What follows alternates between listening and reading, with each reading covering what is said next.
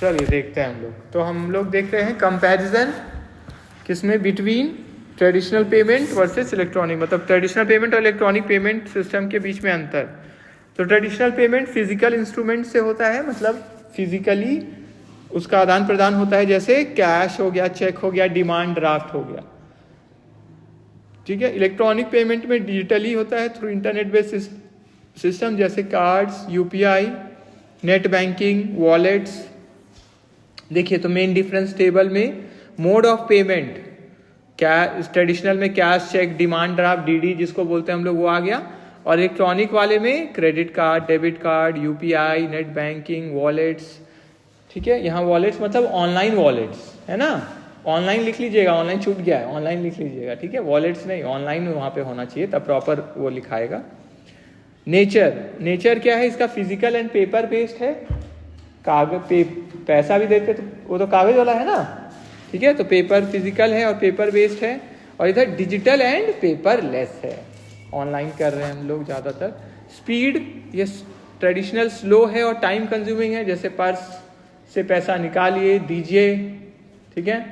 Change ढूंढ रहे हैं तो थोड़ा ढूंढते रहिए कहाँ है, या पर्स में इधर उधर कहाँ रखे हैं, अगर बड़ा पर्स है या इस तरह, मतलब थोड़ा समय लग सकता है, ये बोलने का मतलब। स्लो और टाइम कंज्यूमिंग है। और इधर फास्ट एंड ऑफन इंस्टेंट है, तुरंत हो जाता है, ठीक है। आप कितना भी रुपया 97, 98, मतलब चेंज का कोई दिक्कत है नहीं, जितना आप अमाउंट वहाँ पे एंटर करेंगे उससे पेमेंट हो जाता है,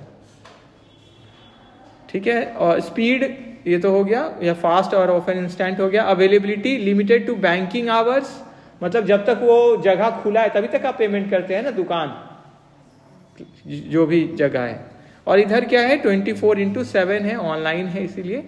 यहाँ जोग्राफिकल रीच मोस्टली लोकल और नेशनल है, मतलब आप कहाँ तक एक दिन में जाके खरीद सकते हैं। हाँ, तो ज़्यादातर उसी देश में ही ना खरीदेंगे ज़्यादातर, है ना। ट्रेडिशनल वाला में तो जाके आपको खरीदना है ना, तो ज़्यादातर उसी कंट्री, देश, उस स्टेट, ज़्यादा से ज़्यादा कितना दूर जाइएगा। और इधर क्या है, कहीं पे भी आप तुरंत बैठे बैठे पेमेंट कर देंगे, इसलिए ग्लोबल, ठीक है। Transaction cost higher, handling cost, आने का पैसा, जाने का, ठीक है। दुकान से कुछ सामान लेना है तो जाना भी तो है, दुकान, मॉल जाना है, दुकान जाना है, बाजार जाना है, तो जाने का भी तो पैसा लगा आपको, एफर्ट लगा, टाइम लगा, तो इसीलिए लिखा हायर हैंडलिंग कॉस्ट, ठीक है। इवन प्रोसेस करने का भी, जैसे वहाँ पे भी अगर आप कोई उसको दे रहे हैं, जिस पर्सन को दे रहे हैं, तो आप एक पर्सन भी तो होने चाहिए ना आपका पैसा कलेक्ट करने के लिए, ज़्यादातर तो होता है ना कि रहते हैं पैसे लेने के लिए। और इधर क्या, लोअर प्रोसेसिंग कॉस्ट, सारा ऑनलाइन हो जा रहा है ना, ऑनलाइन सिस्टम के थ्रू हो जा रहा है सारा। रिकॉर्ड कीपिंग, इसमें आपको रजिस्टर में लिखना पड़ता है ज़्यादातर में, है ना, मतलब कुछ रहना चाहिए रिकॉर्ड करने के लिए। और इधर क्या, ऑटोमेटिक डिजिटल रिकॉर्ड, जैसे पेमेंट किए पेटीएम से, फोन पे से, तो तुरंत क्या होता है, रिकॉर्ड बन जाता है उसका, इतना पेमेंट किए, खुद ही हो जाता है, ऑटोमेटिक है। सिक्योरिटी रिस्क, यहाँ रिस्क ऑफ फिजिकल थेफ्ट और लॉस है, कोई चोरी कर सकते हैं दुकान से। यहाँ रिस्क ऑफ साइबर फ्रॉड है, लेकिन वो भी प्रोटेक्शन मिलता है आजकल एनक्रिप्शन के जरिए, मतलब वो डेटा कवर हो जाता है। इसीलिए हम लोग देखे होंगे, हम लोग पिन भी अगर अपना मोबाइल में टाइप करते हैं तो पिन दिखता नहीं है ना, पेमेंट करते समय देखे तुरंत जैसे करते वो स्टार मार्क आ जाता है, एनक्रिप्ट हो जाता है कि नहीं दिखे ये, ठीक है। तो रिक्वायर्स यहाँ पे ये हो गया। लेकिन इसका भी कुछ लोग क्या करते हैं कि जैसे ऐप कुछ आप इंस्टॉल किए हुए हैं, वही आपका जासूसी भी करते हैं, है ना, आता है ना न्यूज़ में कि कहीं से भी ऐप मत इंस्टॉल करिए, ऑथेंटिक सोर्सेज से, जैसे गूगल प्ले स्टोर, है ना, ऐप स्टोर, ये सब से करिए जो अच्छा है, ताकि आपके फ़ोन का जासूसी ना हो जाए, मतलब डेटा लीक ना हो जाए, या दूसरे जन उसको रिकॉर्ड ना कर ले आपका, है ना।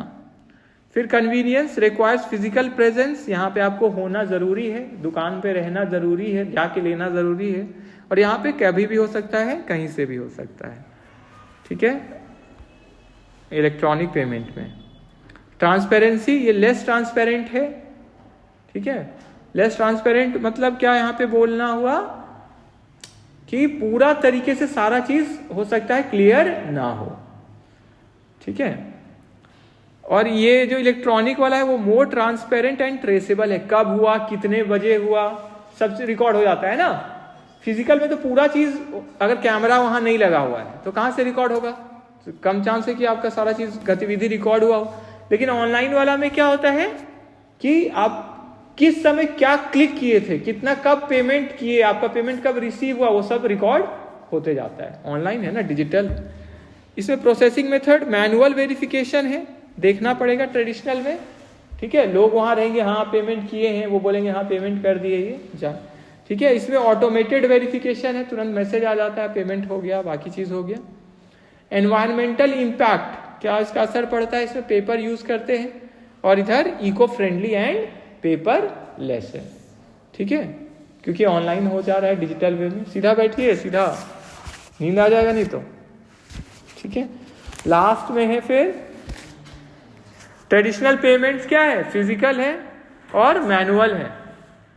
खुशबू सीधे रहिए, ठीक है। ट्रेडिशनल पेमेंट्स फिजिकल है और मैनुअल है, जबकि electronic payment digital, automated and technology driven है।